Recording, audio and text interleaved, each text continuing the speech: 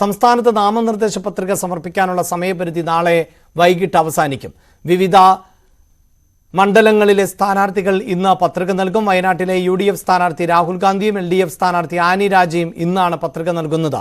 Kasaragod LDF സ്ഥാനാർത്ഥി MV Balakrishnan, UDF സ്ഥാനാർത്ഥി രാജ്മോഹൻ ഉണ്ണിത്താൻ, തിരുവനന്തപുരത്തെ UDF സ്ഥാനാർത്ഥി ശശി തരൂർ ഉൾപ്പെടെ ഉള്ളവരും ഇന്ന് പത്രിക നൽകുന്നുണ്ട്. വാർത്തയുടെ വിശദാംശങ്ങളുമായി MS അനീഷ് കുമാറാണ് ചേരുന്നത്. അനീഷ്, ഇനി ഒരു ദിവസം കൂടിയാണ് ഈ പത്രികാ സമർപ്പണത്തിന് ശേഷിക്കുന്നത്. ഇന്ന് ഏറ്റവും അധികം സ്ഥാനാർത്ഥികൾ പത്രിക നൽകുന്ന ദിനമായി മാറാൻ സാധ്യതയുണ്ട്. എന്താണ് വിവരങ്ങൾ?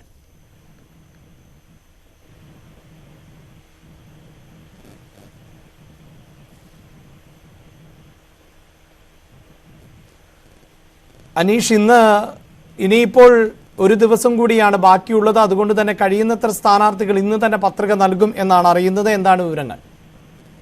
തീർച്ചയായും വിലാസ്, കാരണം കഴിഞ്ഞ തുടർച്ചയായ ദിവസങ്ങൾ അവധി ദിനങ്ങളായിരുന്നു. ദുഃഖവെള്ളിയും ഈസ്റ്ററൊക്കെ അടക്കം കൂടുതൽ വോട്ടർമാരെ നേരിട്ട് കാണാൻ സ്ഥാനാർത്ഥികൾക്ക് അവസരം ലഭിക്കുന്ന സാഹചര്യമായിരുന്നു. അതുകൊണ്ടാണ് ഈ പ്രവൃത്തി ദിനമായ ഇന്ന് പത്രിക സമർപ്പിക്കാനായി കൂടുതൽ ആളുകൾ തെരഞ്ഞെടുത്തിരിക്കുന്നതെന്നാണ് മനസ്സിലാക്കാൻ കഴിയുന്നത്.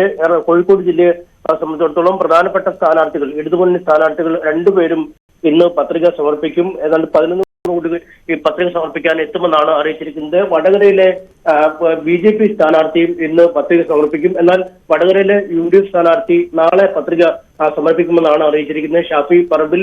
ഇടുക്കി ജില്ലയെ നോക്കുകയാണെങ്കിൽ 2 സ്ഥാനാർത്ഥികളും ഇടുക്കി ജില്ലയിലെ UDF LDF സ്ഥാനാർത്ഥികൾ പത്രിക നൽകുന്നു. മറ്റൊരു കേരളത്തിൽ നിന്നുള്ള പ്രമുഖ നേതാവായ ശശി തരൂർ ഇന്ന് പത്രിക നൽകുന്നു. കാസർകോട്ടെ LDF സ്ഥാനാർത്ഥി ഇന്ന് പത്രിക നൽകുന്നു. ഏതാണ്ട് പത്രികാ സമർപ്പണത്തിന്റെ ഒരു 60% അല്ലെങ്കിൽ 70% ഇന്ന് പൂർത്തിയാകുമെന്നാണ് മനസ്സിലാക്കാൻ കഴിയുന്നത്. നാളെ വളരെ പരിമിതമായ ഒരു ദിനം മാത്രമേ അവശേഷിക്കുന്ന സാഹചര്യത്തിൽ നാളെ പത്രിക നൽകാനായി നിശ്ചയിച്ചിരിക്കുന്ന ആളുകളുമുണ്ട്. എന്തായാലും തെരഞ്ഞെടുപ്പ് പ്രചാരണം അതിന്റെ ഉച്ചസ്ഥായിലേക്ക് നീങ്ങുകയാണ്.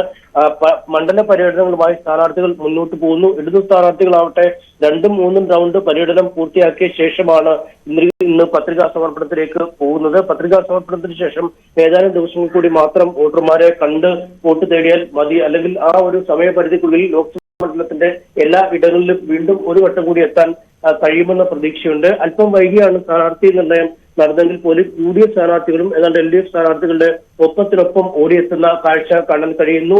അതിശക്തമായ പ്രചരണമാണ് എല്ലാ മണ്ഡലങ്ങളിലും ഇപ്പോൾ നടക്കുന്നത്. ചില മണ്ഡലങ്ങളിലെ മത്സരം ഏതാണ്ട് പ്രവചനാതീതമായ സ്വഭാവത്തിലേക്ക് നീങ്ങിയിട്ടുമുണ്ട്. അഭിലാഷ്, വോട്ടെടുപ്പിന് ഇനി 23 ദിവസങ്ങൾ മാത്രമാണ് ശേഷിക്കുന്നത്. അതേസമയം നാമനിർദ്ദേശ പത്രിക സമർപ്പിക്കാനുള്ള സമയം നാളെ അവസാനിക്കും. അതുകൊണ്ട് തന്നെ ഏറ്റവും അധികം സ്ഥാനാർത്ഥികൾ ഇന്നായിരിക്കും നാമനിർദ്ദേശ പത്രിക സമർപ്പിക്കുക. വാർത്താ